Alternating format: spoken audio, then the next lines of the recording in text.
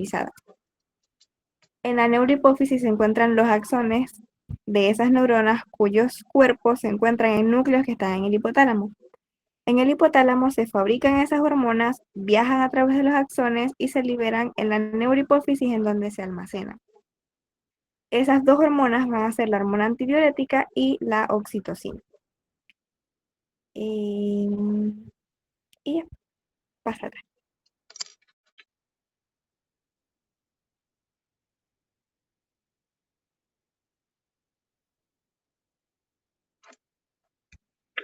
Ay, ya va. Ajá. Bueno, los cuerpos celulares, como les estaba diciendo, se encuentran en dos núcleos, el núcleo supraóptico y el núcleo paraventricular. En el núcleo supraóptico se va a sintetizar la hormona antidiurética y en el paraventricular se va a sintetizar la oxitocina. Esos cuerpos van a sintetizar esas hormonas, van a viajar por los axones hasta la neurohipófisis donde van a ser almacenados y luego se van a liberar por exocitosis. Entonces, para recordarlo, el año pasado cuando estábamos en histología, Diego se tiró una super mnemotecnia de la neurohipófisis, que era SAPO. S de supraventricular y A de antidiurética, de supraóptico. P de paraventricular y O de Ya oxitocina. no entendí cómo así. Déjame escribirlo por aquí.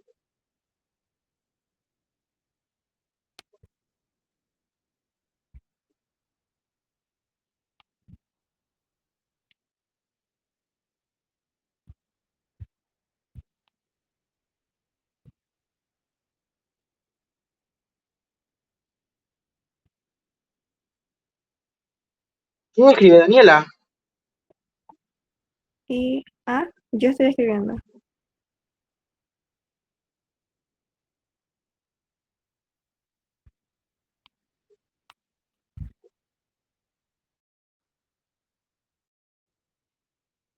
Listo. ¿Les llegó?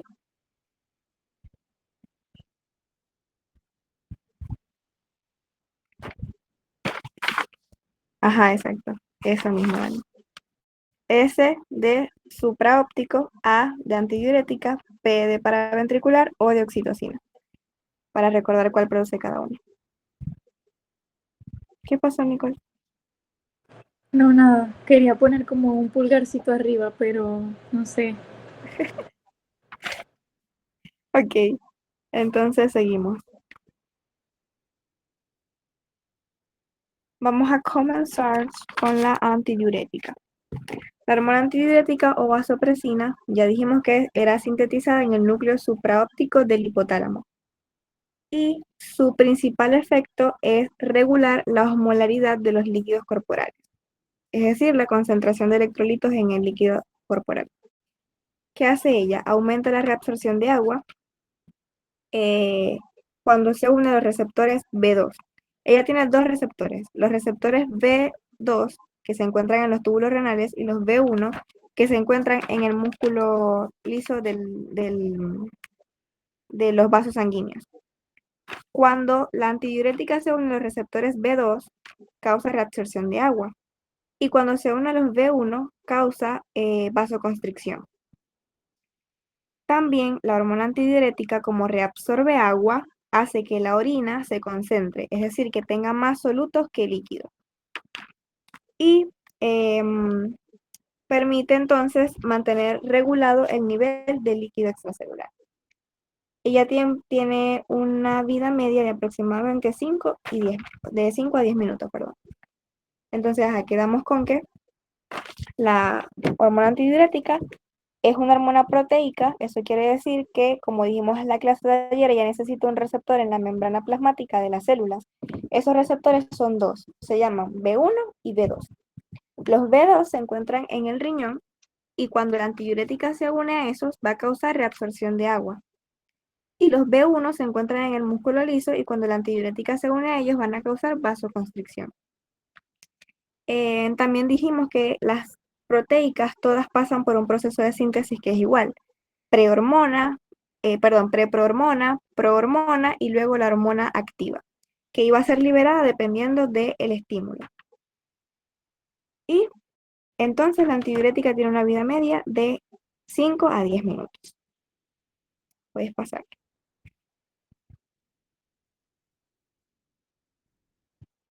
Ok. La antidiurética, como les estaba comentando, al ser una hormona proteica, para que ella pueda actuar, lo primero que tiene que hacer es unirse a su receptor. En el caso de los riñones, es el receptor B2, que se encuentra en el túbulo colector. Y su mecanismo de acción es producir AMP cíclico. Si recuerdan, ayer estábamos hablando de que habían distintos tipos de receptores y que los receptores acoplados a proteína G podían agarrar dos vías, la vía de la adenilato ciclasa o la vía de la fosfolipasa C. Dijimos que cuando agarraba la vía de la adenilato ciclasa iba a producir AMP cíclico y el AMP cíclico era el que se iba a encargar de ejecutar los cambios dentro de la célula. Y cuando agarraba la vía de la fosfolipasa C, lo que iba a suceder era que la célula se iba a llenar de calcio y ese calcio era el que iba a ejecutar las funciones y los cambios dentro de la célula. En este caso, la antidiurética utiliza AMP cíclico como segundo mensajero. Y luego de haber ejecutado los cambios, el mensaje que la célula, ¿cómo les explico? Recuerden que dijimos que las hormonas, su intención era darle un mensaje a la célula y que esa célula cambie su comportamiento. En este caso, el mensaje que le lleva la antidiurética a la célula es que abra los poros para que se pueda reabsorber el agua. Esos poros se llaman acuaporinas. Entonces, básicamente, llega la antidiurética, se une a su receptor, produce AMP cíclico y el AMP cíclico le dice al núcleo, hey, necesitamos reabsorber agua, necesitáis abrir los poros. Y entonces, la célula abre las acuaporinas y comienza la reabsorción de agua en los túbulos colectores. ¿Sí se entiende? Sí. Ok, entonces terminamos con esa parte. Ya saben que el mecanismo de acción de la hormona antidiurética es a través de un receptor que se encuentra en la membrana plasmática que se llama B2 en el caso del riñón y B1 en el caso del músculo liso vascular. Cuando se abren esas acuaporinas en los túbulos de los riñones, comienza a reabsorberse el agua. El agua se va a ir desde el túbulo hacia el interior de la célula. Quiere decir que en el túbulo renal va a quedar menos agua y más soluto. Por lo tanto, la orina se va a concentrar. ¿Para qué necesitamos nosotros hacer esto? Bueno, esto lo hacemos cuando hay hipovolemia, cuando tenemos hipovolemia, cuando la persona está deshidratada, por ejemplo, cuando la persona está edematizada, el cambio en la presión arterial le va a decir al aparato yuxtaglomerular, hey, necesitamos más volumen, no nos está llegando suficiente. Y entonces va a comenzar la reabsorción de agua. Otro estímulo es el aumento de la osmolaridad del líquido extracelular, es decir, indirectamente siempre que estemos deshidratados, la osmolaridad va a aumentar, porque va a haber menos agua y más soluto. Pero si por alguna razón el paciente tiene hiponatremia, y en el caso de la hiperglicemia también, cuando aumenta la osmolaridad, entonces eso es un estímulo que le va a decir a las células renales, hey, tenemos demasiado soluto, necesitamos agua, vamos a reabsorberlo.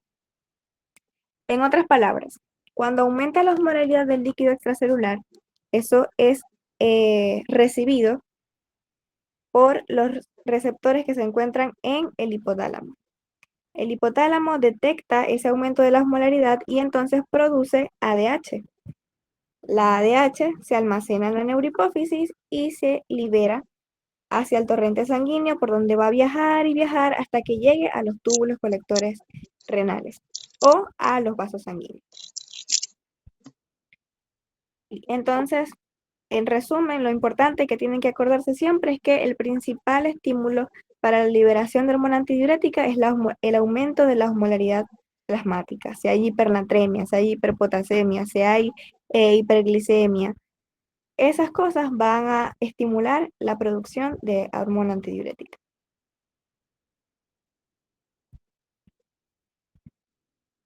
Este es el otro estímulo que yo les estaba comentando. Si disminuye el volumen sanguíneo por deshidratación, por ejemplo, que podría ser como que el ejemplo más sencillo,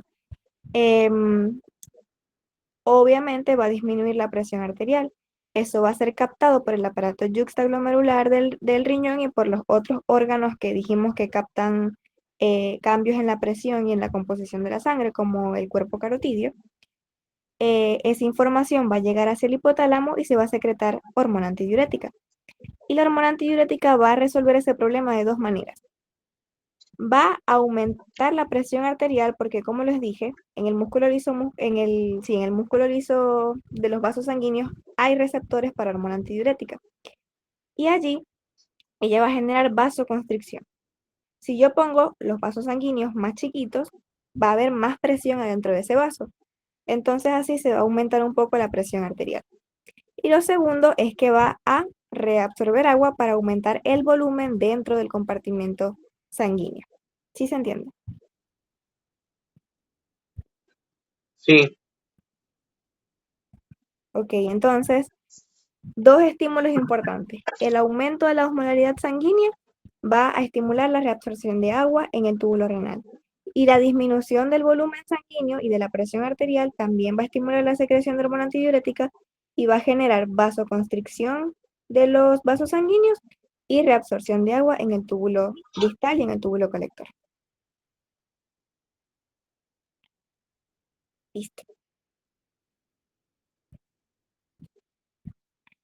Esto es más o menos cómo ocurre esa información, cómo se entera el hipotálamo de que tiene que liberar hormona antidiurética.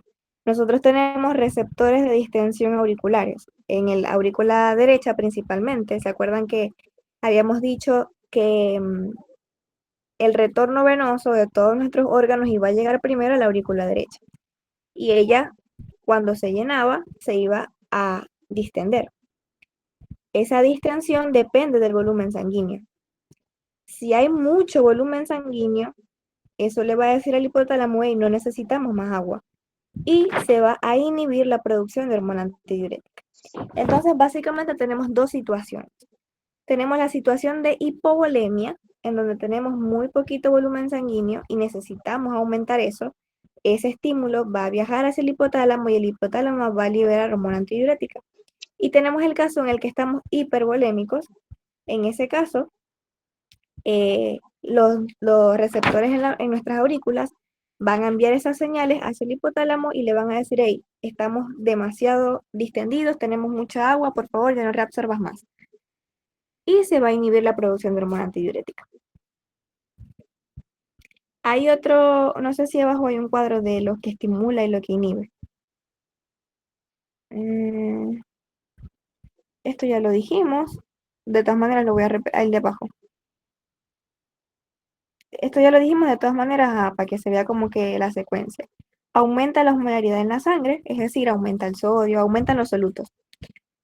Eso estimula los osmorreceptores en el hipotálamo y aumenta la producción de hormona antidiurética. Cuando aumenta la producción de hormona antidiurética, la hormona antidiurética viaja y se une a su receptor en el túbulo colector y el túbulo colector abre sus acuoporinas. Las acuoporinas abiertas permiten que comience a entrar agua desde el túbulo hacia el interior de la célula y por ende hacia el plasma y disminuye la osmolaridad sanguínea. Cuando esto cuando logramos equilibrar la osmolaridad sanguínea, ya estamos otra vez en nuestro rango normal, eso va a inhibir al hipotálamo y él va a dejar de producir hormona antidiurética. Igual que en el caso de que estemos hipervolémicos, esas señales también van a ser recibidas por el hipotálamo y también vamos a dejar de producir hormona antidiurética.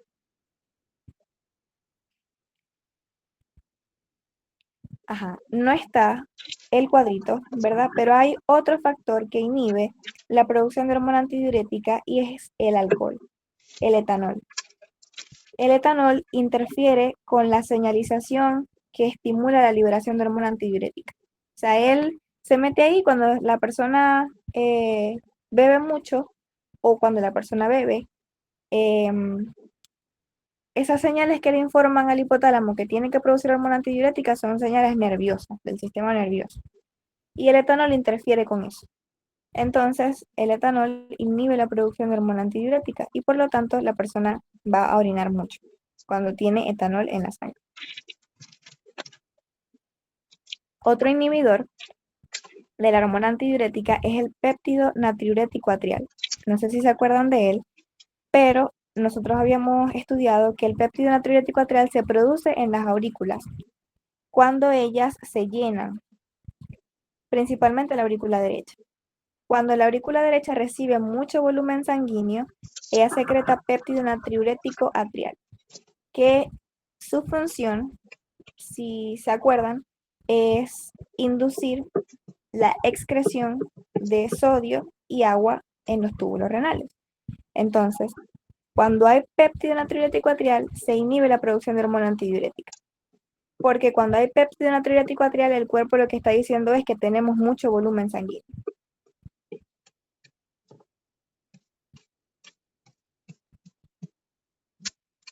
Listo. La oxitocina entonces. Esta es súper cortica, es producida por el núcleo paraventricular, como les dije antes. Ella tiene la función de inducir la contracción en el útero. También es en parte la responsable de inducir el parto y también estimula la secreción de leche por las mamas. Básicamente lo que ocurre es que ella trabaja junto con la prolactina. La prolactina es la que estimula la formación de la leche en las mamas y esa se almacena ahí. Luego viene la oxitocina y contrae las células que rodean a los conductos lactíferos para que ellos comiencen a expulsar la sangre, la leche, perdón. El principal estímulo para que se secrete la oxitocina es la succión de las mamas, pero no siempre se requiere eso. O sea, hay circunstancias en donde, en el caso de las mujeres, claro, en donde Ya va. solamente escuchar la voz del Hay una pregunta. bebé o leer ¿Cuál, o cuál verlo era el hace primer que secrete estímulo? eso. ¿Cómo? ¿Cuál era el primer estímulo? La La succión. succión de las mamas, principalmente. Ajá. En el caso de la lactancia. Ajá. Y bueno, no sé qué más hay ahí de la oxitocina. Eso es todo lo que yo tengo. Ah, esto es lo que les estaba diciendo. Se succiona el pezón. Eso viaja por los nervios sensitivos hacia el núcleo supraóptico y se libera la oxitocina de la neurohipófisis. La oxitocina, como es una hormona proteica, recuerden que tiene receptores en la membrana plasmática y en este caso van a ser receptores en la membrana plasmática de las células mioepiteliales. Alrededor de los conductos lactíferos hay células que son miomusculares, o sea, son epiteliales pero se contraen.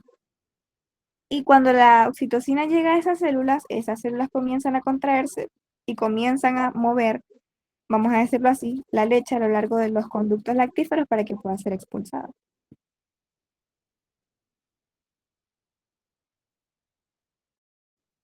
Esto es lo mismo. El estímulo viaja por las fibras aferentes hacia el núcleo ¿cómo es? Hacia el núcleo Paraventricular. paraventricular, hacia el paraventricular y de allí se envía la oxitocina hacia las mamas. Las mamas, los conductos lactíferos están rodeados de células epiteliales, que son esas negritas que se ven como con unas flechitas ahí.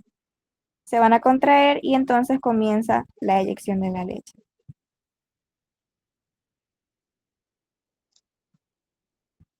Esto es el ciclo de cómo se va produciendo cada una. Recuerden que yo les dije que todas las hormonas proteicas tenían la fase de preprohormona, prohormona y hormona activa. Eso es lo que les está mostrando aquí, que en el hipotálamo la hormona antidiurética y la oxitocina son prepro antidiurética y prepro oxitocina. Luego se convierten en ¿qué? Prorefosifina, eso no lo voy a preguntar, y proxificina. Esas son las prohormonas. Una vez que llega el estímulo, que en el caso de la ADH es el aumento de la osmolaridad del plasma y en el caso de la oxitocina es la succión, se van a liberar estas hormonas hacia la neurohipófisis, en donde se van a almacenar. Y luego se excretan y viajan hacia su órgano diana. En el caso de la hormona antidiurética, el riñón y los vasos sanguíneos, y en el caso de la oxitocina, las mamas o el útero.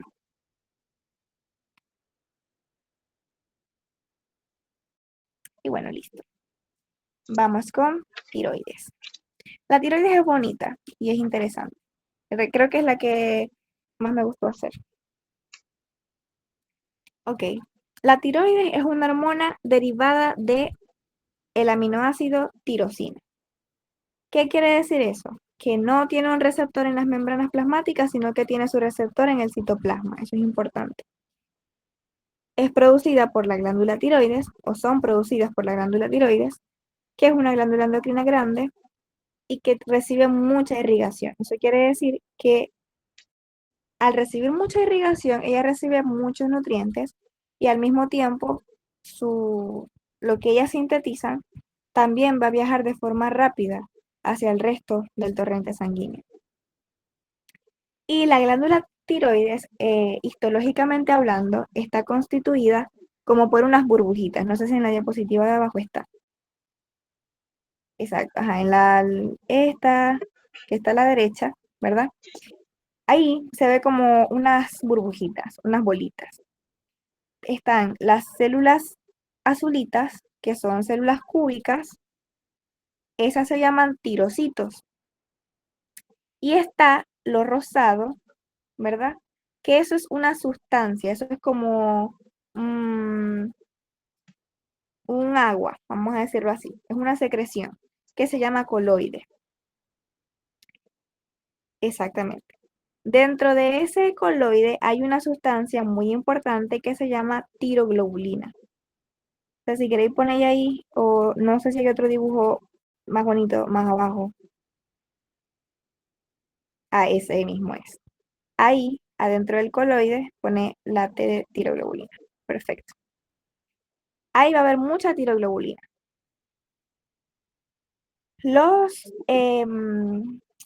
¿Cómo lo explico? Ajá. Los tirocitos son los encargados de secretar T3 y T4 hacia el coloide. Y una vez que la T3 y la T4 llegan al coloide, se van a combinar con la tiroglobulina, van a formar una hormona funcional y si se dan cuenta, al lado de los folículos hay unos capilares. Están eso mismo. Esa hormona que se sintetizó va a viajar hacia los capilares y va a entrar a la circulación sanguínea. De todas formas, se lo voy a explicar mejor ahorita, pero lo importante era que recuerden que el parénquima, o sea, la parte funcional de la glándula tiroides está constituida por esos folículos y que el folículo tiene dos porciones importantes, el epitelio, que son los tirocitos, y el coloide. Y que adentro del coloide está la tiroglobulina. Los tirocitos, ¿verdad? Van a producir, no, déjala en donde estaba.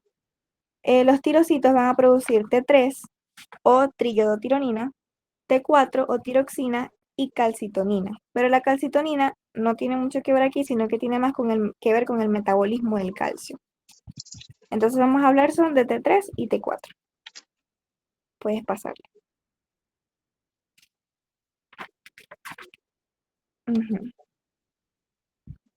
Lo que controla la producción de hormonas tiroideas es la hormona liberadora de tirotropina. Sí, la T3 inversa que no tiene función, pero ella no la produce la tiroides, sino que, bueno, sí, una parte la produce la tiroides y la otra parte se da en los tejidos. O sea, cuando ya llega al tejido se desyoda y cambia el yodo de posición. Ajá. Las hormonas tiroideas están controladas por la secreción de tirotropina o TSH. Eso quiere decir que si la adenohipófisis no produce suficiente TSH, la tiroides no va a producir suficiente hormona tiroidea. Y al mismo tiempo, la TSH también está regulada por la TRH que produce el hipotálamo. Entonces, realmente la secuencia sería TRH el hipotálamo, TSH adenohipófisis, T3 y T4 tiroides. TRH, TSH, T3, T4. Y para poder sintetizarla necesitamos un micronutriente importante que es el yodo. El yodo se adquiere en mayor parte por la dieta, en alimentos como los pescados, el huevo, yogur, todos esos alimentos son ricos en yodo. Y aparte la sal que nosotros comemos está, le agregan yodo. ¿Ok? Y se necesita, para tener una producción sana de hormonas tiroides, una producción normal, se necesita solamente 1 miligramo de yodo a la semana. O sea, no mucho ni siquiera. Y todo el yodo que absorbemos se absorbe a nivel intestinal. Entonces vamos a pasarla.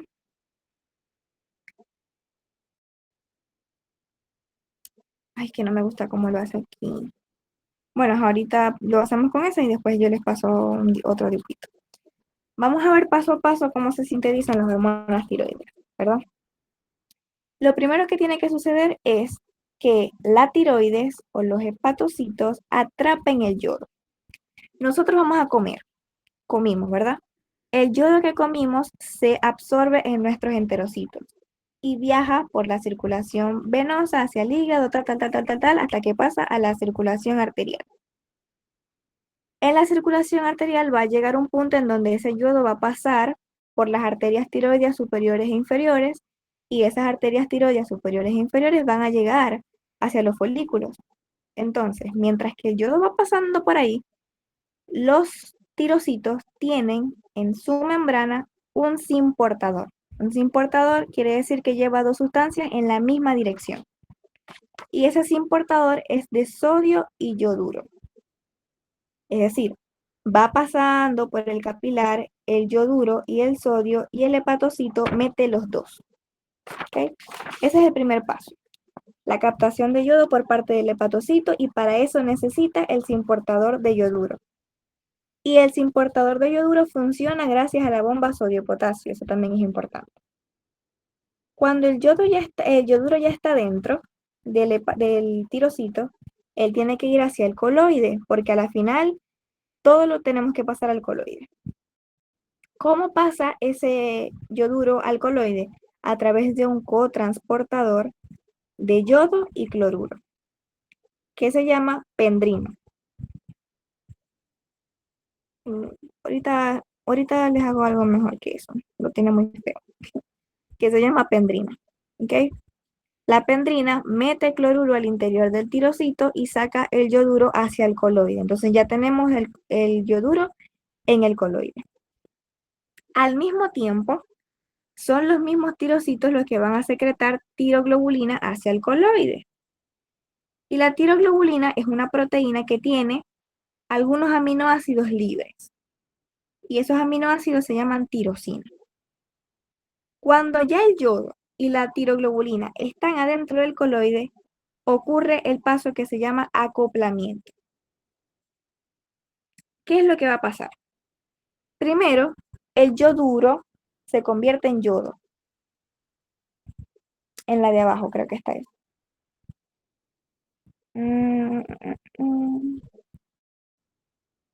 A ver, yoduro es transportado hacia la eso ya lo dije, por la pendrina. Células epiteliales, que también lo dije. El de abajo, para ver.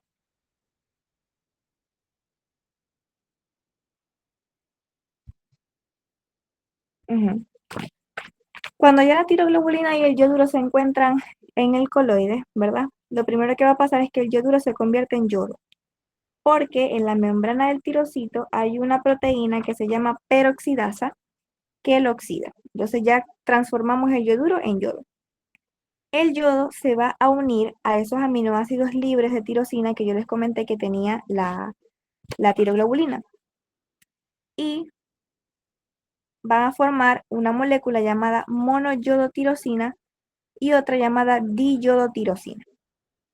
Las dos moléculas se van a unir y van a formar triyodotironina, o si se unen dos diyodotirosinas van a formar tiroxina, que es T4.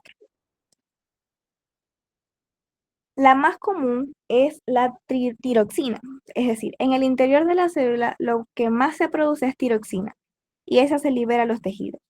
Pero en los tejidos se va a convertir en triyodotironina porque la forma más activa es la triyodotironina. O sea, aquí está, ¿verdad? En ese dibujito se va a ver, ustedes están viendo en la primera donde dice tirosina, ¿verdad? Ustedes están viendo que es como una cadenita que tiene el anillito y tal, es todo lineal, ¿verdad que sí? Luego, ustedes ven que a esa cadenita se le pega un palito rojo en un anillo. Ese palito rojo es yodo y ese anillo es la tiroglobulina, es el aminoácido tirosina.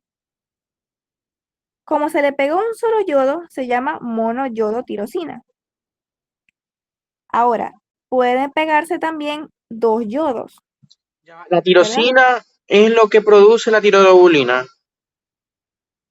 No, no, no. La tiroglobulina es la proteína Ajá. y la tiroglobulina contiene tirosina, que es un aminoácido. Recuerden que Ya una va, la proteína es una tiroglobulina cadena contiene un que lleva dos aminoácido. aminoácidos. Sí, que se llama tirosina. Ujú. A la tirosina se le va a pegar el yodo. Si se le pega uno, se llama monoyodotirosina. Si se le pegan dos, se llama diyodotirosina. ¿Hasta ahí se entiende? Sí. Bueno, ahora van a venir esas dos moléculas y se van a unir. Se fijan, aquí está la 1, aquí está la monoyodotiroxina, que se unió a la diyodotirosina. Ahora están ahí unidas. Eso se llama T3, porque si suman los yodos, ¿cuántos son? 3. Eso se llama triyodotironina o T3. También se puede formar T4, que es la última que está aquí, en el caso de que se unan dos diyodotirosinas. Aquí hay una diyodo que tiene dos yodos y ahí está la otra diyodo que tiene dos yodos y se forma tiroxina o T4. ¿Por qué? Porque tiene 4 yodos en total. ¿Sí se entiende?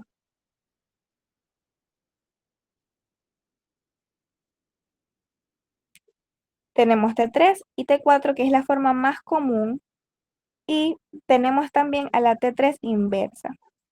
Si se fijan, la T3 inversa, ¿verdad? Es al revés que la T3 normal. En la T3 normal, la primera molécula es una mono y la segunda molécula es una di. En la T3 inversa, la primera es una di y la segunda es una mono.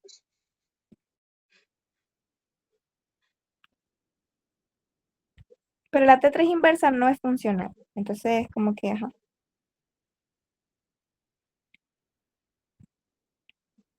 Exactamente. Ahora, una vez que ya nosotros tenemos secretadas la triyodotironina y la tiroxina, ellas se almacenan ahí en el coloide hasta que sea necesaria. ¿Ok? Y cuando lleguen a estímulo, entonces ellas se liberan. Pero literalmente se almacena en el coloide cantidad suficiente hasta para 2 o 3 meses. Por eso es que cuando las personas dejan de producir hormona tiroidea, no se nota de una vez, porque hay un almacén y ese almacén les va a durar 2 o 3 meses. Y después de esos 2 o 3 meses es que entonces se va a comenzar a ver que la persona está produciendo poquita hormona tiroidea. Este es el mecanismo que les estaba explicando al principio. No sé si Dani, el del lado donde dice figura ta, ta, ta, ta, tal, podéis dibujar así como un vaso sanguíneo, o sea, un capilar ahí. Ajá, exactamente. Entonces, el paso 1 es que el yoduro está dentro de ese vaso sanguíneo. Y, ajá. Y a través de el portador sodio-yoduro va a entrar al interior de la célula. Hace una flechita, ¿verdad? Desde allí hacia donde dice NIS, que está eso mismo. Él va a salir del capilar y va a entrar por el portador sodio-yoduro. Si se fijan, están entrando el sodio y el yoduro juntos hacia el interior del tirocito. Ahora, ese yoduro yo no lo necesito ahí, yo lo necesito es en el coloide. Entonces él va a viajar por todo el tirocito hasta la membrana que forma el coloide y se va a salir del tirocito a través de una molécula que se llama pendrina. La pendrina saca al yoduro y mete cloruro. Entonces ya ahí tenemos el yoduro afuera del tirocito, lo tenemos en el coloide. Al mismo tiempo, el retículo endoplasmático está produciendo la tiroglobulina. Y la tiroglobulina también va a salir hacia el coloide, que es ahí donde dice TG afuera. Ahí. Entonces ya tenemos el yoduro y la tiroglobulina afuera del tirocito. Ya tenemos los dos en el coloide. El siguiente paso es que el yoduro se tiene que convertir en yodo. Viene la peroxidasa y convierte el yoduro en yodo. Ahora tengo yodo y tiroglobulina en el coloide. Ellos se van a unir a la tiroglobulina. Eso se llama acoplamiento. Y una vez que ya están listas, ¿verdad? Aquí sale mi T3, RT3, que es la T3 inversa, y T4. Una vez que ya está lista, ella va a ser ingerida por la célula. La célula es como que se come el coloide y adentro del coloide obviamente va a estar las hormonas listas. Se almacenan allí y cuando sea necesario entonces se liberan. Otra vez hacia el capilar, donde dice secreción. Se fijan que entonces el yoduro entró, se fabricó, salió hacia el coloide, después volvió a entrar a la célula y después se vuelve a secretar hacia los capilares sanguíneos. Y de allí ella va a circular por todo el cuerpo. En resumen, podemos dividir la fabricación de estas hormonas en 4 pasos. El primero, atrapar el yodo, que es por el simportador de sodio y yoduro. El segundo, ¿verdad? Es la oxidación del yoduro, es decir, que el yoduro se convierta en yodo. El tercero es el acoplamiento, que el yodo se pega a la tirosina y forma las moléculas de T3 y T4. Y el cuarto es la secreción. Las hormonas que ya produje las voy a secretar de vuelta a los capilares para que circulen por todo el cuerpo. ¿El cuarto cuál era? Secreción.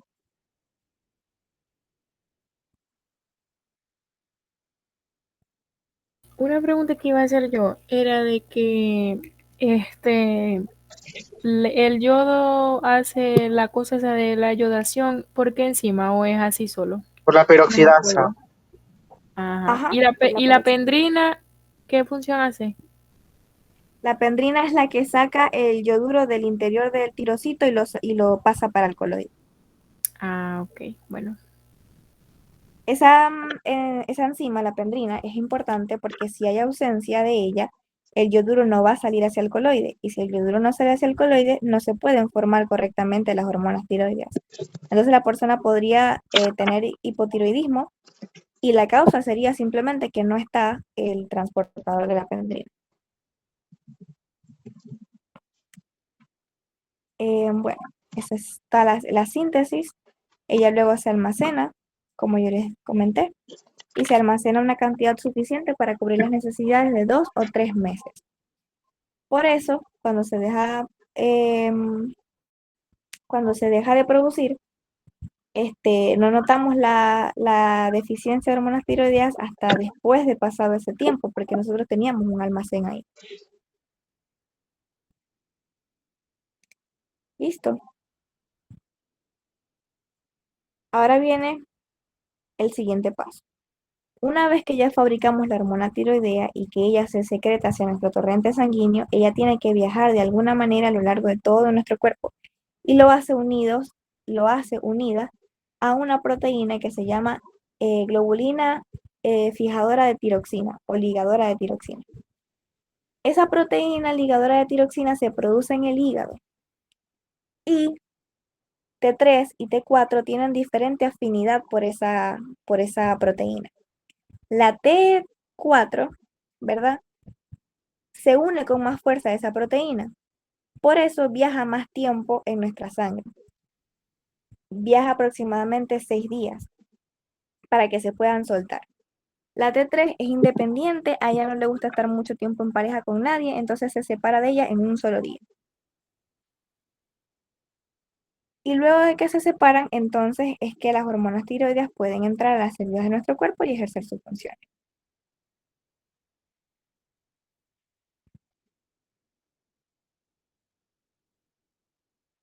Bueno, esto fue lo que comenté anteriormente, que cuando ya se habían formado la broma, las hormonas en el coloide, se iban a emitir pseudópodos, el coloide iba a entrar a la célula, era como si se comiera un poquito de coloide de la célula, y en el interior de la célula iban a haber proteasas que se van a comer a la tiroglobulina y van a dejar solamente la tiroxina y la triodotironina, que van a salir por el lado de donde están los capilares para poder entrar a la circulación. Y la parte que nos quedó de la tiroglobulina, ¿verdad? Se va a reciclar. Pero esa parte no es tan importante. Lo importante es que las proteasas dentro de los tirocitos digieren, se comen la tiroglobulina y dejan solamente la tiroxina y la triodotironina. Y ellas son las que van a ser liberadas hacia la circulación.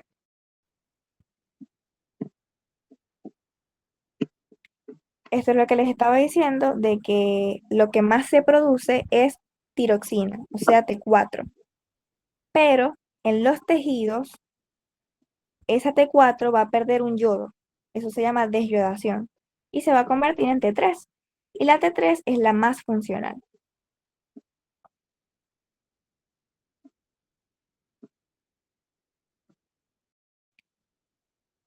Como les estaba diciendo, ellas viajan unidas a una globulina que se llama globulina fijadora de tiroxina y se disocian de ella dependiendo de cuál hormona sea.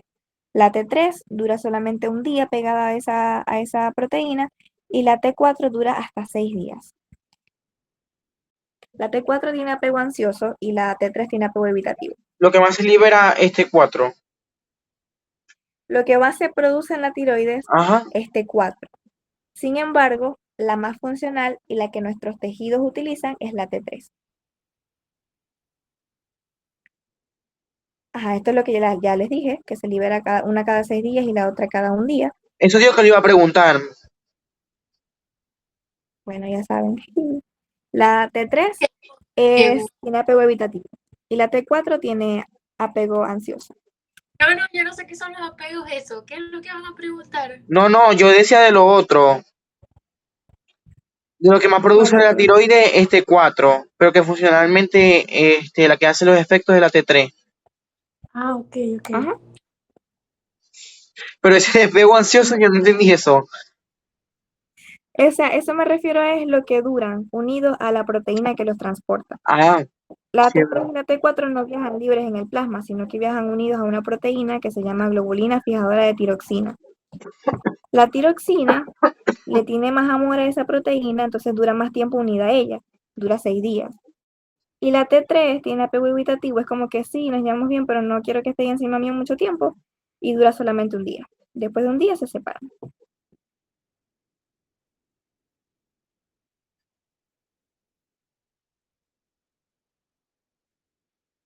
Ok, ahora vamos con las acciones. ¿Cuáles son las funciones de esas hormonas? Lo primero es que las hormonas tiroideas no ejercen su función de manera inmediata, sino que tienen un periodo de latencia. Es decir, la hormona llegó a la célula y ella está ahí y no actúa de una vez, sino que está ahí un tiempo y después es que entonces la célula responde.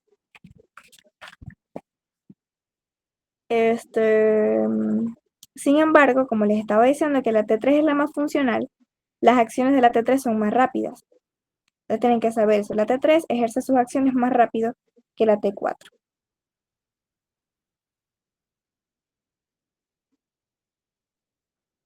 En general, ¿verdad?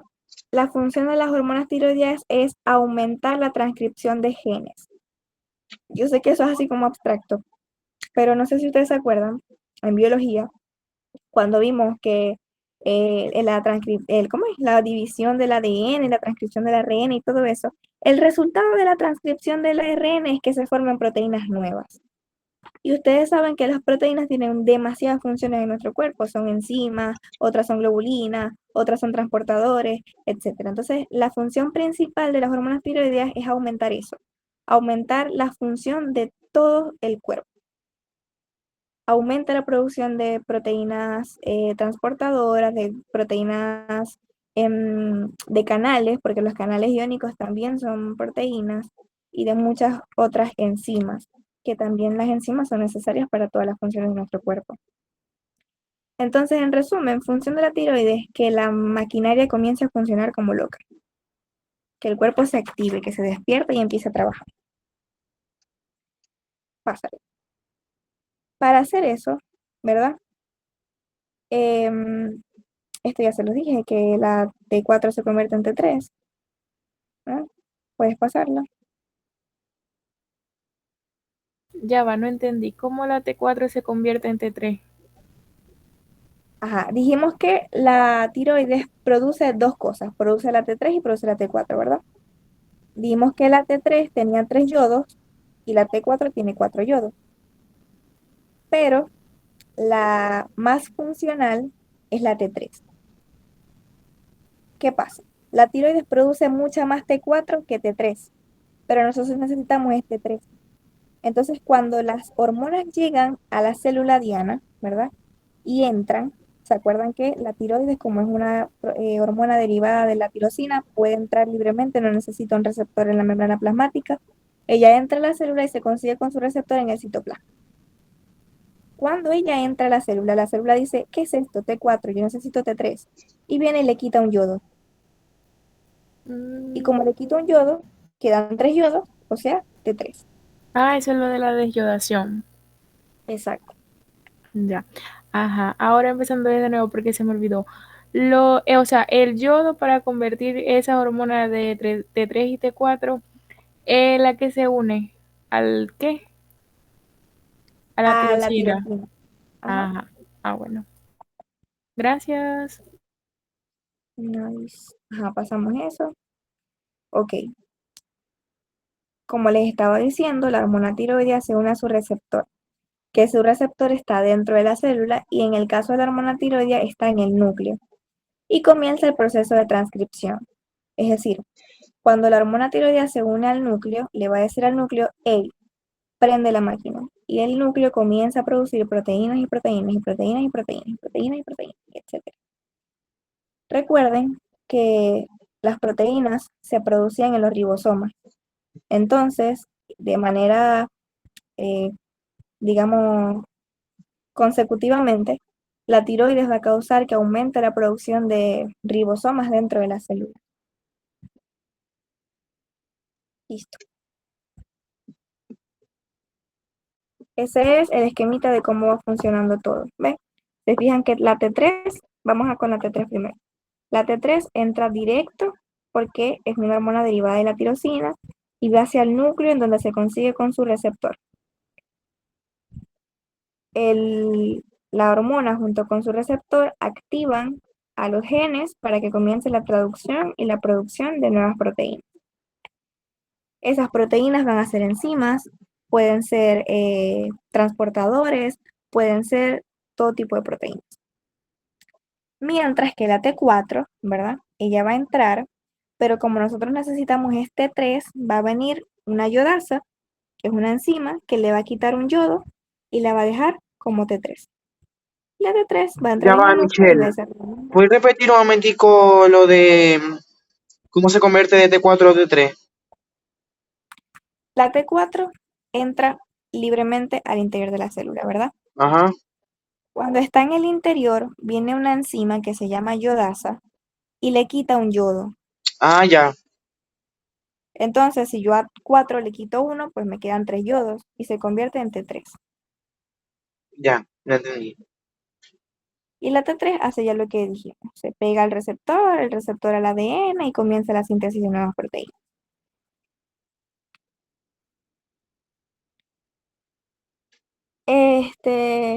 Hay otros efectos de la tiroides que no tienen nada que ver con actuar en el núcleo.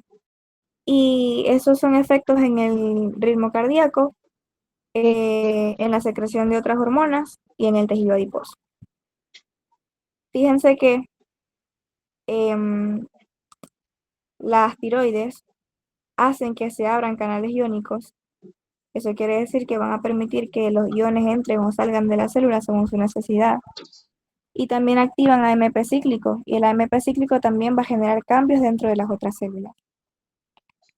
Lo importante es que tienen que saber que hay efectos que dependen de la transcripción genética y efectos que no dependen. Y los que no dependen tienen que ver con el ritmo cardíaco, con la secreción de otras hormonas y con la formación o la destrucción del tejido adiposo.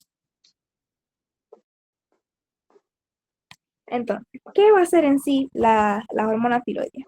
Como yo les dije que su función era aumentar el funcionamiento de todo el organismo, para eso nosotros necesitamos energía, ¿verdad que sí? Entonces, vamos a aumentar el metabolismo de todas las células, quiere decir aumentar el funcionamiento de todas las células. Para eso necesitamos energía y para la energía necesitamos que los nutrientes entren más rápido a las células. Entonces, la tiroides estimula la entrada de glucosa a las células para que haya glucólisis y podamos producir ATP. También aumenta el número y la funcionalidad de las mitocondrias, porque si recuerdan la glucólisis ocurre en el citoplasma, pero el ciclo de Krebs ocurre en la mitocondria. También, ¿verdad? Incrementan la actividad de la bomba sodio-potasio ATPasa, porque ella prácticamente produce todos los gradientes que necesitamos para que el resto de las transportadoras funcionen. Y también lo necesitamos para producir ATP. ¿Qué más? ¿Qué más? Aumenta el crecimiento y aumenta la síntesis de proteínas, pero también aumenta el catabolismo de proteínas, porque las necesito utilizar para producir energía, porque necesito energía de todas partes. O sea, la tiroides literalmente dice, necesito energía de todas partes, de donde sea, de la glucólisis, de la lipólisis, de todos lados. Entonces ella fomenta la glucólisis, fomenta la lipólisis y fomenta el catabolismo proteico. ¿Aumenta qué? Ella aumenta la glucólisis, sí. La diferencia es que ella no hace que la glucosa se acumule en el plasma, sino que más bien la utiliza. La hormona tiroidea aumenta la glucólisis, aumenta La la lipólisis. síntesis proteica, pero también, sí, aumenta la lipólisis, aumenta la glucólisis y aumenta el catabolismo proteico. Pero también aumenta la síntesis de proteínas y eso es importante. O sea, es como que por un lado estoy construyendo, por otro lado los estoy utilizando. Y activa la bomba de potasio. Ujú. Tienen que relacionar eso con que como ahora el cuerpo necesita funcionar más, necesita energía. Entonces, para la energía necesitamos ATP y para el ATP necesitamos mitocondrias.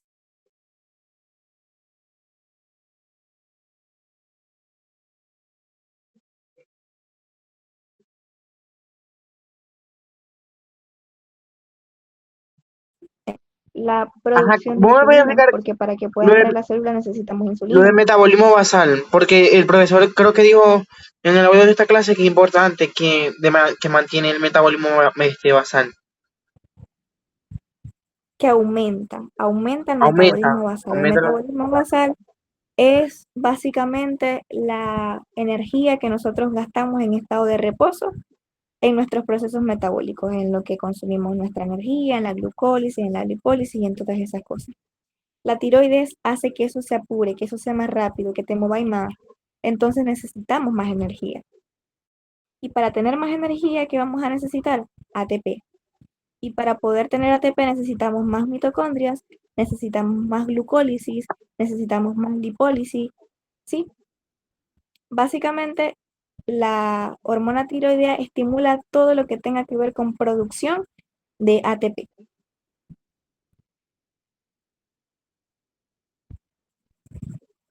Sí se entiende, ¿verdad?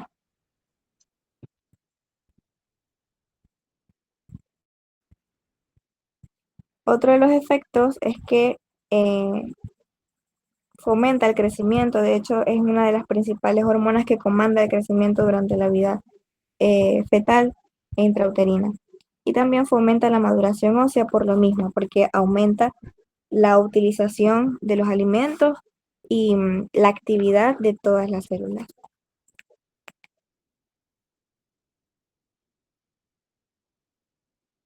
Ok, aquí está explicado de otra manera. En el metabolismo de carbohidratos vamos a tener que la hormona tiroidea aumenta la captación de glucosa. ¿Por qué? Porque si yo estoy mandando a mi cuerpo a trabajar, Exactamente. Porque si yo estoy mandando a mi cuerpo a trabajar, necesito darle con qué trabajar. Entonces vamos a fomentar la captación de glucosa. ¿Y para que un órgano capte más glucosa que necesita?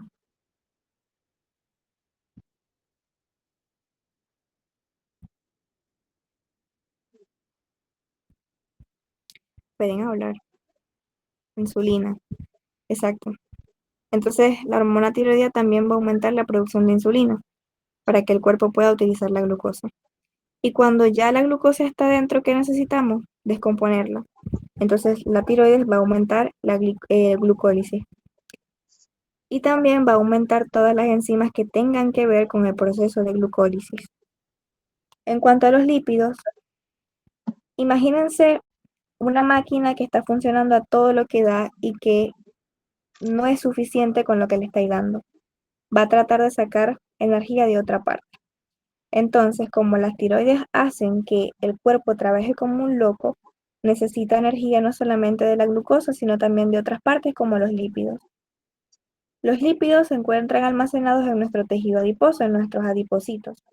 ¿Qué va a hacer la tiroides? La tiroides llega a los adipocitos y le dice, hey, necesito que liberéis esos lípidos porque los voy a usar.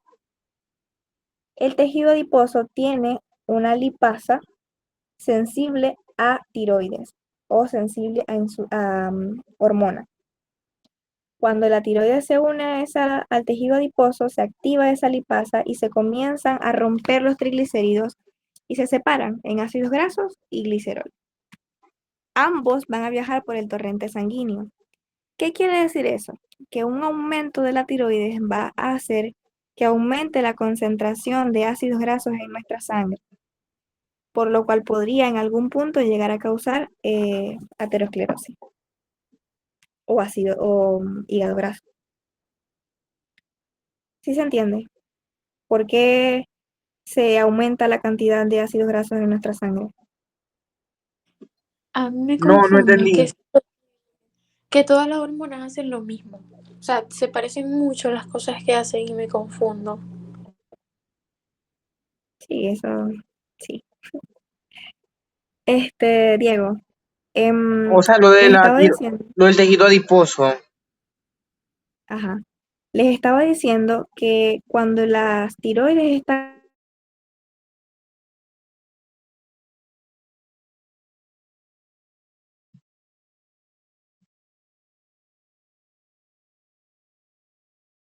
en su pleno carbohidratos, de los lípidos y de las proteínas. Michelle, no se te Entonces, escuchó nada. Se te fue así como la voz. ay, para ver, ya va. Y ahora, Sí, ahora sí. ajá. Nosotros sacamos energía de los carbohidratos, de las proteínas y de los lípidos. ¿Ok? Ya dijimos que la tiroides aumenta el metabolismo de los carbohidratos. Va a ser lo mismo con los lípidos. Pero los lípidos se encuentran almacenados en nuestro tejido adiposo, ¿verdad? Y se encuentran almacenados en forma de triglicéridos. La tiroides va a viajar y se va a unir a receptores en el tejido adiposo y van a activar a una enzima que se llama lipasa sensible a hormona. Esa lipasa va a venir, va a agarrar los triglicéridos y los va a romper y va a formar ácidos grasos y glicerol. Esos ácidos grasos y glicerol van a viajar por nuestro torrente sanguíneo para ir al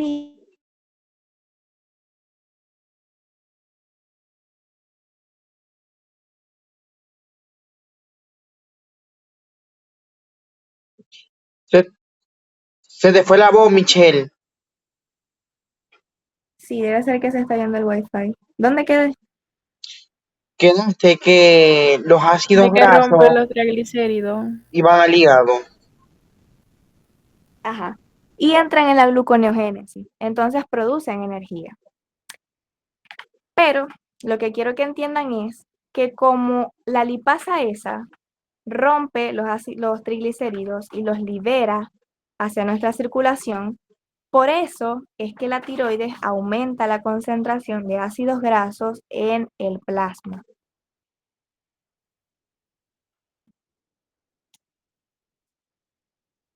Esto como no si tiene efecto, verga. Sí, la tiroides es una locura. Ok, Entonces aumenta los ácidos como grasos hay, en el plasma. exactamente.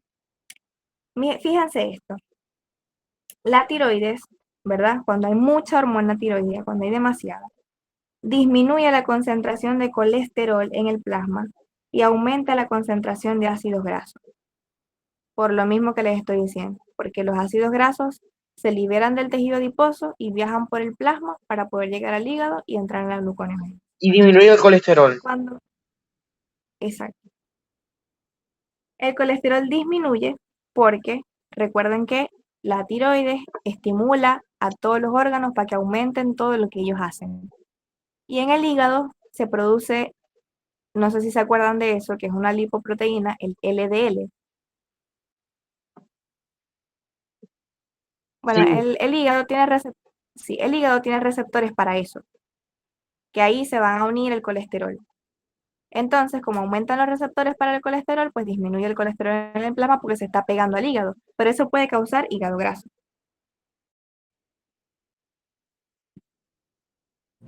No entendí muy bien esa parte. Déjenme, voy a compartir pantalla yo para hacer un dibujito. O sea, lo de los LDL. Ujú.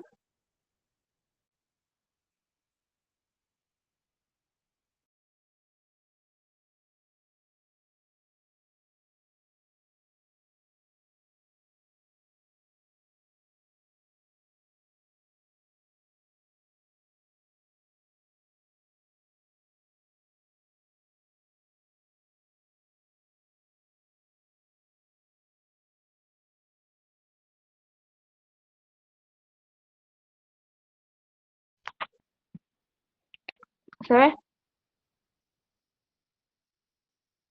Sí, sí se ve. Ok. Voy a irme a aquí.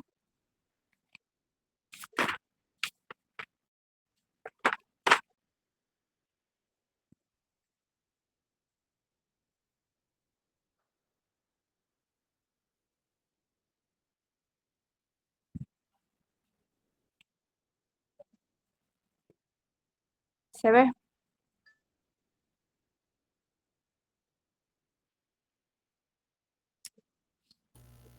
Sí, sí.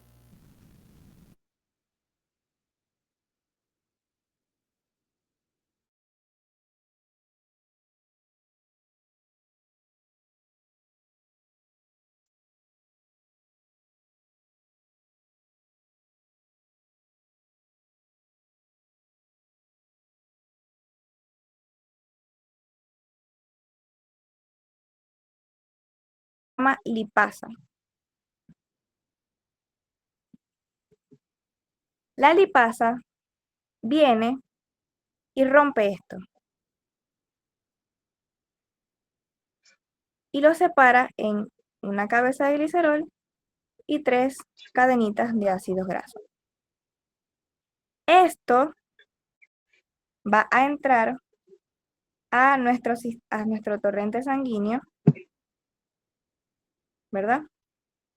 Papelón. Esto va a entrar a nuestro torrente sanguíneo y va a viajar, y va a viajar, y va a viajar hacia el hígado,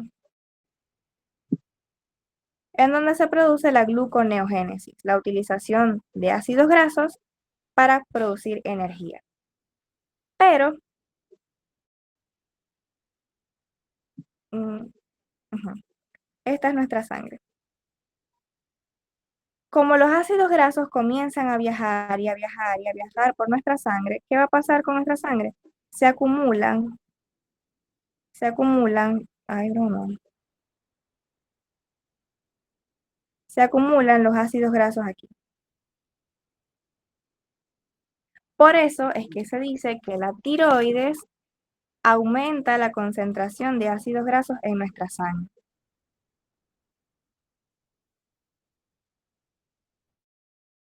Ah, ok. O sea, es como quien dice que cuando va pasando por los vasos sanguíneos, se va a quedar ahí. O sea, por lo menos un poquito. Y se va a ir acumulando. Pero no va para el hígado, pues. ¿Cómo? No va para el hígado, pues. Sí, claro, va para el hígado, pero antes de llegar al hígado está en la sangre. Y en el hígado puede ocasionar ácido graso. Eso fue este hígado graso. Exacto. ¿Por qué? Porque ajá, en el hígado se produce la gluconeogénesis. Pero, como la T3 también actúa aquí, O sea, en condiciones normales gluconeogénesis, pero cuando hay un exacto, excesivo, exacto. Cuando hay hipertiroidismo, la T3 va a estimular al hígado para que haga todo lo que el hígado hace, para que produzca todo lo produce en exceso. Entonces va a empezar a producir receptores para LDL.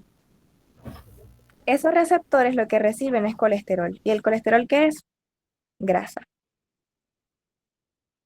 Entonces el hígado se empieza a llenar de grasa en condiciones patológicas. Los LDL que son. Los LDL son lipoproteínas. Ya te voy a explicar. Eso lo produce el hígado con la finalidad de poder transportar el colesterol y los ácidos grasos porque ellos no pueden viajar libres por la sangre. Entonces el hígado, ¿verdad? No, el hígado, ahí, ¿verdad? Sintetiza esas lipoproteínas que son como unas bolitas de lípidos que tienen unas proteínas alrededor. La LDL, ¿verdad? Em, lleva colesterol y mm, colesterol y triglicéridos, pero principalmente colesterol de regreso al hígado. Lo agarra de los tejidos y lo lleva al hígado, junto con el HDL.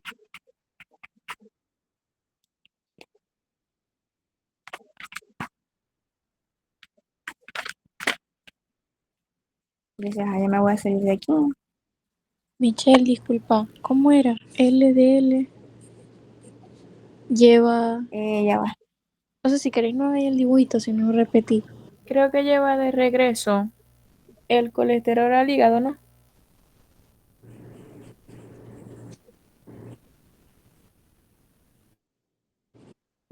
Suelta el colesterol ahí en el hígado. Déjeme buscar un. Sí tengo eso. Algo Y que dice una, y una pregunta, Michelle, ¿cuándo se separa los triglicéridos, verdad? Ajá, ¿qué pasa con el glicerol? el glicerol también va a viajar al hígado o a cualquier célula y va a entrar al ciclo de Krebs. Ah, ok. Que a la final la intención es producir energía de donde sea.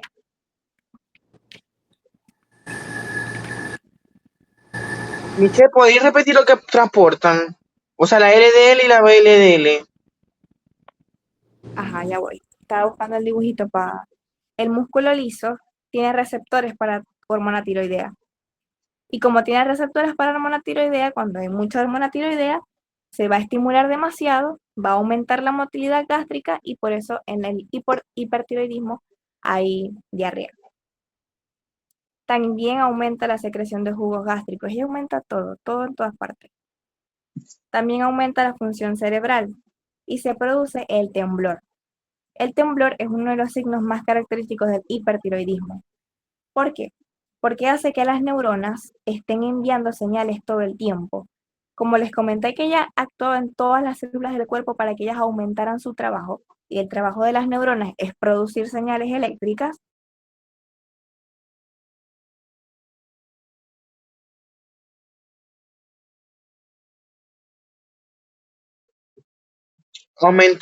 ¿Qué dice Michelle? Que aumenta la actividad nerviosa. Yo creo que yo tengo entonces eso. neurotransmisores. Si ustedes se acuerdan, cuando vimos neuromuscular, vimos que para que se dé la contracción muscular, lo primero que tiene que pasar es que se libere acetilcolina. Y quienes liberan esa acetilcolina son las neuronas motoras. Entonces, si las neuronas motoras comienzan a trabajar como locas y comienzan a producir acetilcolina como locas, la terminación nerviosa se empieza a llenar de acetilcolina el músculo comienza a recibir demasiada acetilcolina y empieza a contraerse espontáneamente, rápido e involuntariamente. Por eso, en el hipertiroidismo, una de las características más comunes es el temblor, porque hay una contracción, digamos, es involuntaria y además es excesiva de los músculos. Como las neuronas están trabajando demasiado, lo lógico es que se sientan cansadas. Entonces, la hiperproducción de hormona tiroidea va a causar cansancio, pero la máquina no para. Entonces, la persona se siente cansada, pero está acelerada todo el tiempo. No sé si me explico.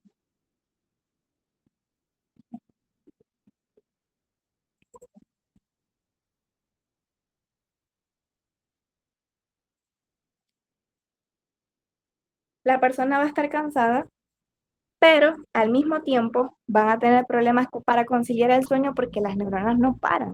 O sea, estoy cansada, pero sigo ahí trabajando y trabajando.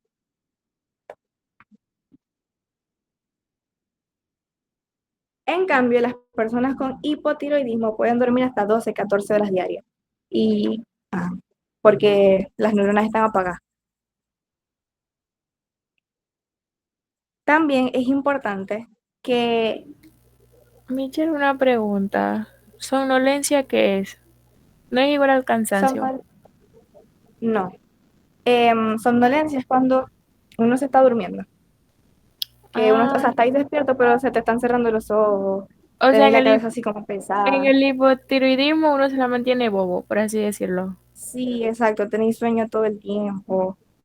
Es Bueno,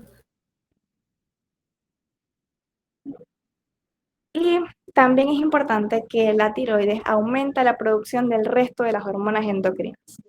Entonces, probablemente el hipertiroidismo va acompañado de hiperproducción del resto de las hormonas.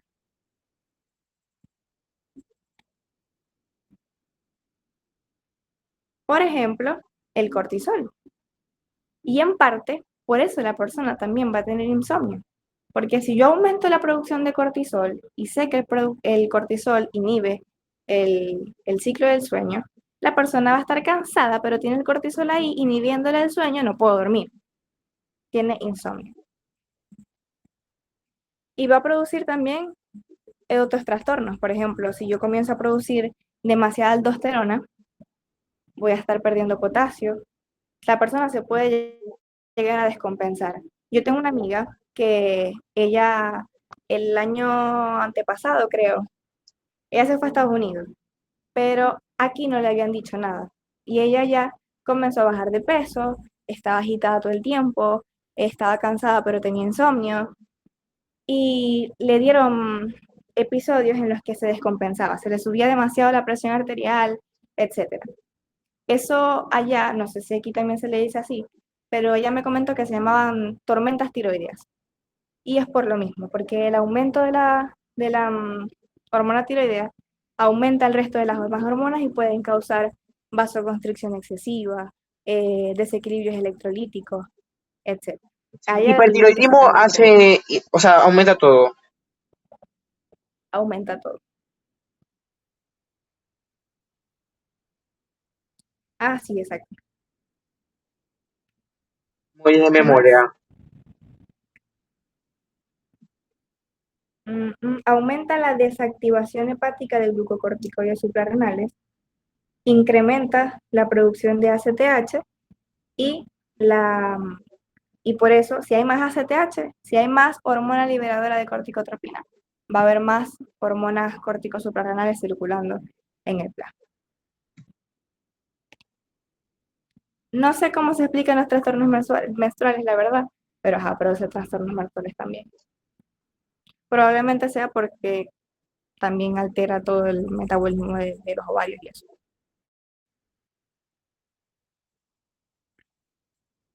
¿Por el aumento de qué? Del colesterol. Ah, claro.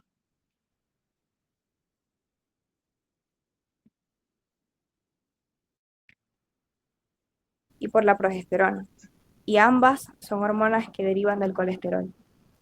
Y como aumenta el colesterol, se empieza a producir esa cuestión de más y ya altera la Ya va, medicación. no entiendo mucho lo del colesterol con la hormona Ya va, tiroidea. yo pensé que o sea, que el colesterol, o sea, disminuía. Sí, lo que disminuye, pero Danilo lo que se refiere es a que como él activa a la corteza suprarrenal o a la glándula suprarrenal para que empiece a producir sus hormonas, ¿verdad? Y también lo hace con los ovarios, que también dependen del colesterol.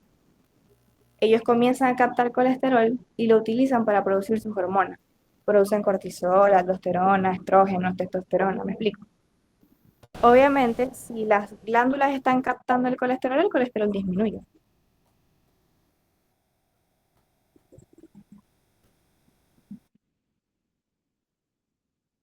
Ahora la regulación. Eso se produce, perdón, todo comienza con la TRH. Ahí dice TSH, pero todo comienza con la TRH, hormona liberadora de tirotropina, que se produce en el hipotálamo. La TRH activa la producción de TSH en la adenohipófisis y la TSH viaja hacia la tiroides. ¿Y qué hace la TSH en la tiroides? Aumenta, ¿verdad?, la degradación de la tiroglobulina que se encontraba dentro del tirocito para que se libere la tiroxina y la triiodotironina. También aumenta la actividad de los cotransportadores que dijimos, del simportador de sodio y yoduro y del cotransportador de cloruro y yoduro. También aumenta la actividad de de las células tiroideas. Es como que los tirocitos están ahí en calma, dormidos. Llega la TSH y le dice, bueno, pues a trabajar, y los despierta, los activa. Y aumentan el número de esas células. Entonces, básicamente las funciones a través de las cuales la TSH estimula la producción de T3 y T4 es que activa a los tirocitos, aumenta el número de tirocitos, activa las enzimas y los transportadores y también aumenta la degradación de la tiroglobulina para que se libere la T3 y la T4.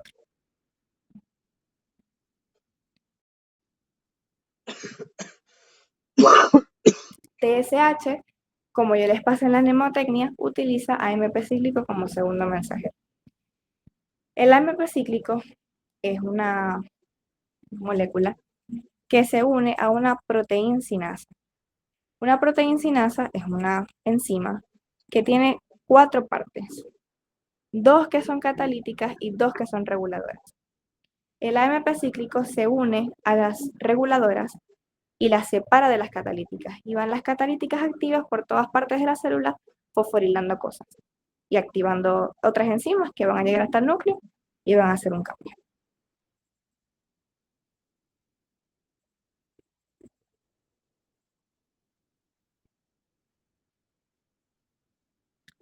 Eso es lo que esas cositas moraditas, ¿verdad?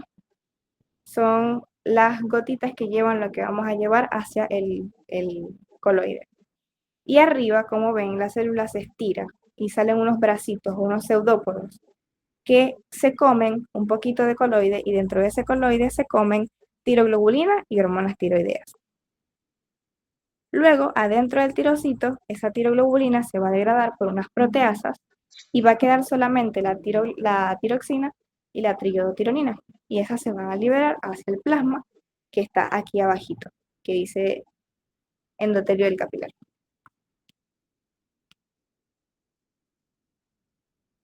¿Qué pasó?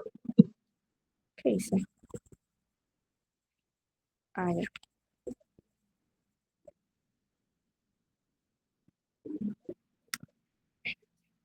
Ujú. Eso es lo que les estaba diciendo, de que la TSH se libera en presencia de TRH, que es liberada por el hipotálamo, y la TSH va a la la TRH va a la adenohipófisis y le dice secreta TSH, y la adenohipófisis comienza a secretar TSH.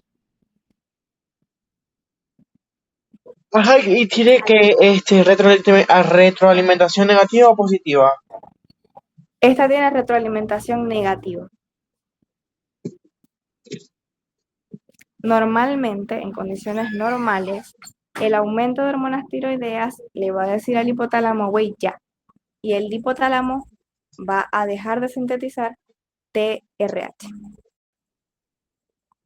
Bueno, aquí está el sistema de retroalimentación, ¿verdad? Ahí dice hipotálamo, libera tiroliberina, que es la TRH, aquí abajito en el dibujo. Ahí está, tiroliberina. La tiroliberina viaja a la adenohipófisis. La adenohipófisis secreta tirotropina, que es la TSH. La TSH viaja hacia la tiroides y facilita el proceso de activación de los tirocitos, de atrapamiento del yodo y de degradación de la tiroglobulina. Las hormonas se liberan, ahí donde dice tiroxina, se liberan y viajan a las células diana, en donde aumentan el metabolismo. Y cuando ya tenemos suficiente hormona tiroidea o cuando ya tenemos el metabolismo suficientemente aumentado,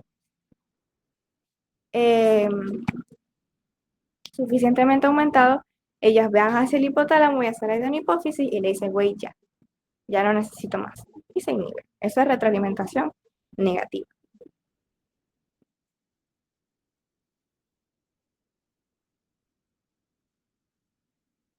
Esto yo no creo que lo vaya a preguntar, de verdad. Pero estas son sustancias que inhiben la secreción tiroidea. Los iones tiosinato reducen el atrapamiento de yoduro. El propiltiuracilo.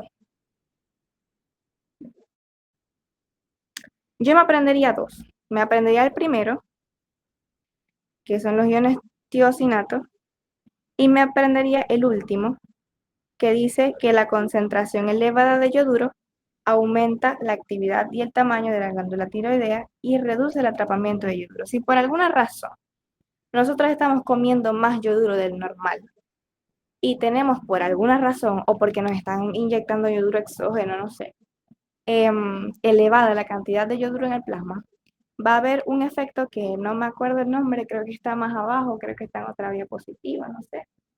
Wolff-Charcot, algo así. Eso. Es un efecto como un reflejo de que si tengo demasiado yoduro en el plasma, eso mismo. Por eso voy a ver tus clases de inglés. De que si tengo demasiado yoduro en el plasma, va a reducir el atrapamiento de yoduro y no se van a sintetizar hormonas tiroideas.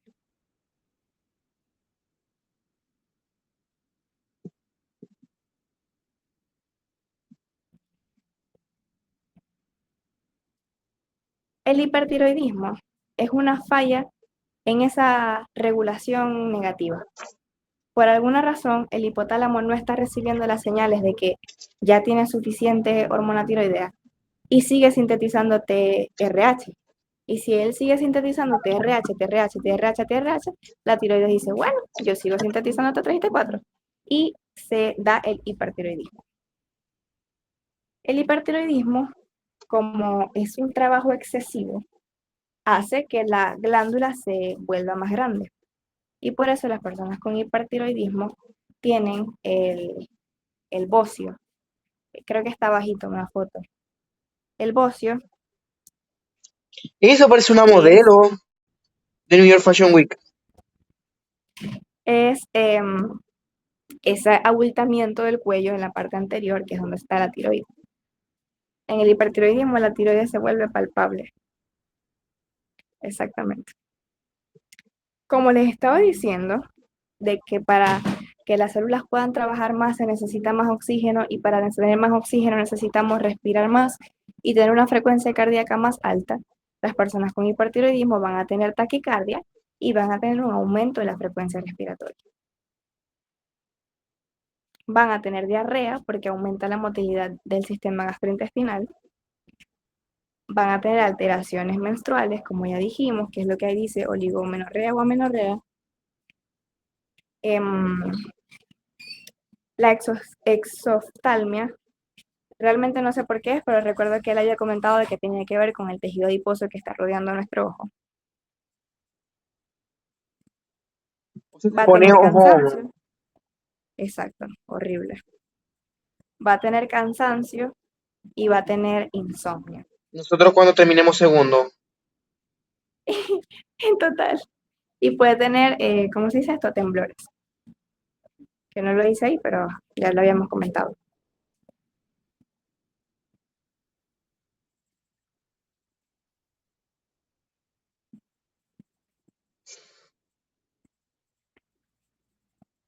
Ahí está el bocio, que puede ser bastante pronunciado, y la exoftalmia. La persona se pone así como la cara cuando uno dice que está chupado, que está así como una calavera. Así se le pone la carita a la gente. Disminuye el tejido, no veo. Disminuye el tejido adiposo de la órbita y eso hace que la piel sea más delgada y se retraiga y se vea algo más grande. Súper. Bueno, sí, porque como habíamos dicho que se degradaba el tejido adiposo, pues tiene sentido.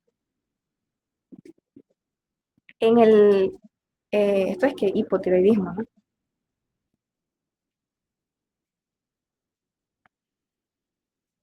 En el hipotiroidismo vamos a tener básicamente todo lo contrario a en el hipertiroidismo. Va a disminuir la captación de glucosa por parte de los tejidos, va a disminuir la utilización del tejido adiposo, va a haber bradicardia y va a haber una respiración disminuida. La persona va a estar como boba, o sea, respira lento, el corazón va lento, el pulso lento, va a tener somnolencia y así, literalmente la persona va a estar así como un poco boba. Y tiene ganancia de peso. Y gana peso porque como habíamos dicho de que la tiroides estimulaba la degradación del tejido adiposo, si no tengo tiroides, no tengo degradación del tejido adiposo, aumenta la grasa y gana peso.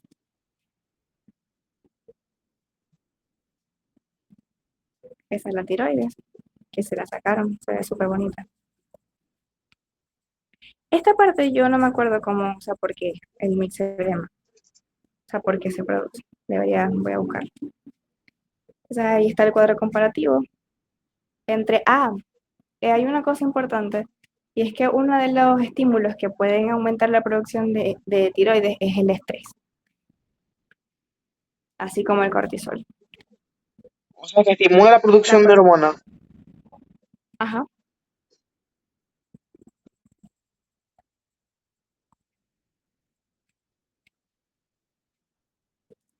Porque en situaciones de estrés, nuestro cuerpo está como si estuviese en peligro. Él necesita huir. Entonces, para huir necesitamos energía. Y para producir energía viene la tiroides y dice, yo soy la experta en eso. Le digo a todo el mundo que se mueva más rápido.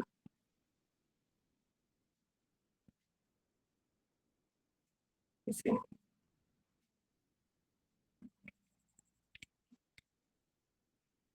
Eso era todo. Necesitamos enseñar a que la